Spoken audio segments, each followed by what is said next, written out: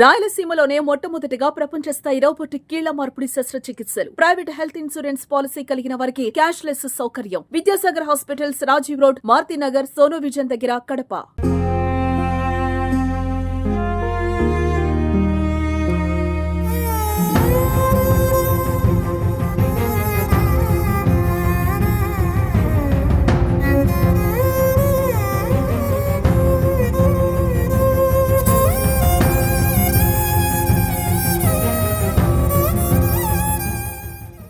కడప సమీపంలో ఉన్నటువంటి గువ్వల చెరువు ఘాట్లో ఘోర రోడ్డు ప్రమాదం జరిగింది.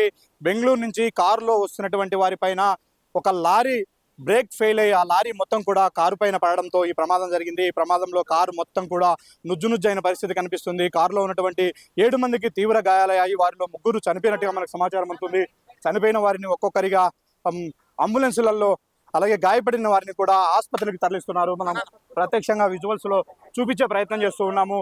ఇప్పటికే ఇక్కడికి అంబులెన్స్లతో పాటు ఫైర్ ఇంజిన్స్ కూడా చేరుకున్నాయి. ఇక్కడ మనం ఒక బాడీని కూడా కారులో చూపించే ప్రయత్నం చేస్తున్నాము. ఇదే వ్యక్తి, ఇదే లేడీ అదే కారులో ఉన్నింది. కారులో పూర్తిగా నుజ్జునుజ్జున అయిపోయినటువంటి కారులో చిక్కుకుపోవడంతో ఒక జేసీబీ సాయంతో వాళ్ళను తొలగించడం జరిగింది. ఒక్కొక్కరిని కూడా బయటికి తీసి ఆసుపత్రికి తరలిస్తున్నటువంటి విజువల్స్ చూస్తున్నాం. మనం విజువల్స్ లో వరుసగా చూపిస్తూ వస్తున్నాం. 3 అంబులెన్సులలో కూడా డెడ్ బాడీస్ ఉన్నాయి. వాళ్ళందరూ కూడా ఇదే ప్రమాదంలో చనిపోయినటువంటి పరిస్థితి. అంటే గువ్వల చెరువు ఘాట్ రోడ్ అనేది ఒక డెడ్ స్పాట్ గా మారిపోయింది. నిత్యము ఇక్కడ ప్రమాదాలు జరుగుతూనే ఉన్నాయి. అయితే దీనికి పరిష్కారం ఒకటే, ఈ ఘాట్ సెక్షన్ లో వీలైనంత జాగ్రత్తగా ప్రయాణించడం తప్ప వేరే మార్గం లేదు. ఎందుకంటే అంత భయంకరమైనటువంటి మలుపులు ఉంటాయి, అంత ప్రమాదకరమైనటువంటి రహదారి ఇది.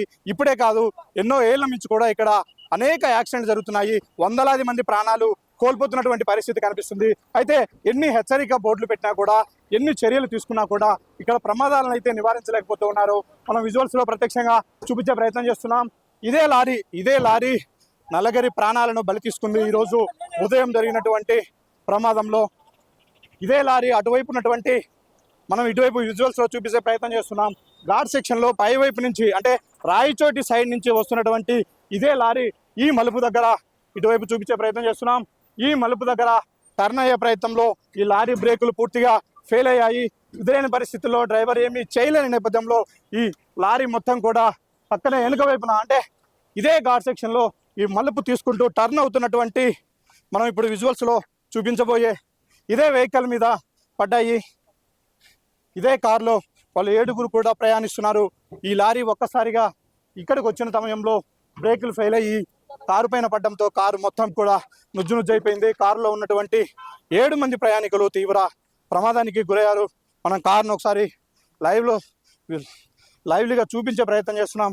కారు ఆనవాళ్ళు పూర్తిగా మారిపోయాయి. కారు 2 భాగాలుగా ముక్కలైపోయిన పరిస్థితి కనిపిస్తుంది. ఏ పీసు ఎక్కడ ఉంటుందో కూడా చెప్పలేని పరిస్థితి ఉంది. ఈ లగేజ్ మొత్తం కూడా లారీలో ఉండింది. ఈ లారీలో ఉన్నటువంటి లగేజ్ మొత్తం కారు పైన పడిపోయింది. ఒక లగేజే కాదు, మొత్తం కూడా ఒకసారిగా దీనిపైన వాలిపోవడంతో కారు మొత్తం నుజ్జునుజ్జైన పరిస్థితి. ఇప్పుడు మనం ఈ విజువల్స్ లో చూపిస్తున్నది, ఇది కారు వెనుక వైపు టైర్, ఇది అటువైపు మరో ఒక టైర్ ఉంది.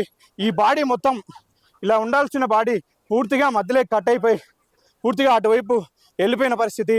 ముందు సీట్లో ఉన్న వాళ్ళు మాత్రమే, అది కూడా ఎయిర్ బెలూన్స్ ఓపెన్ అవ్వడం వల్లే వాళ్ళు కొంత ప్రాణాలతో ఉన్నట్టుగా మనకు సమాచారం అంతూ ఉంది.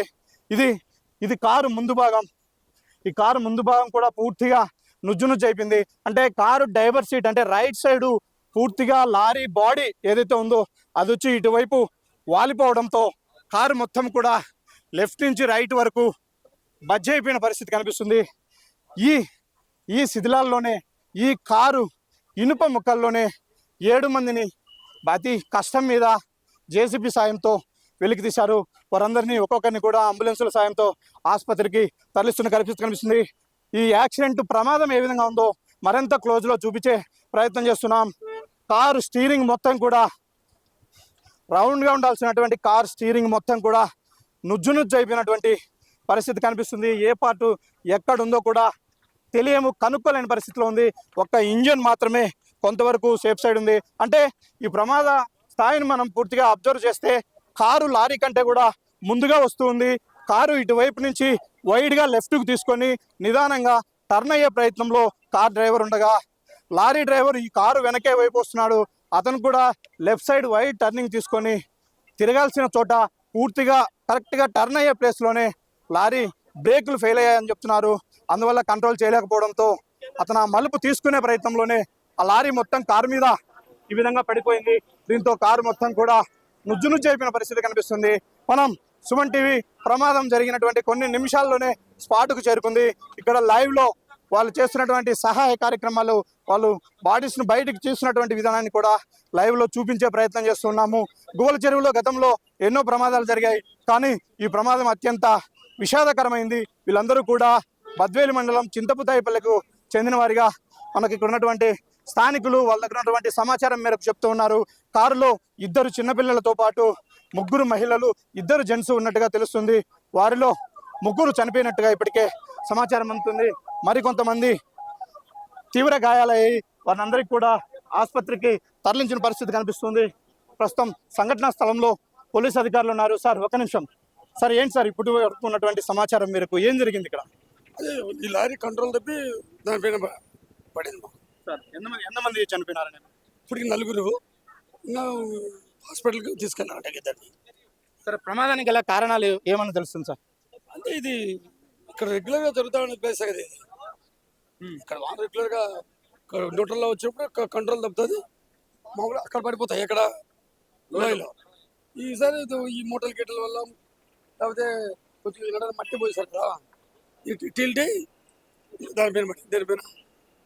అంటే సార్, మీరు వాహనాలను తరచుగా చూస్తూ ఉంటారు, చెకింగ్ చేస్తుంటారు, వాటి ఫిట్నెస్ మీద కూడా మీకు అవగాహన ఉంది.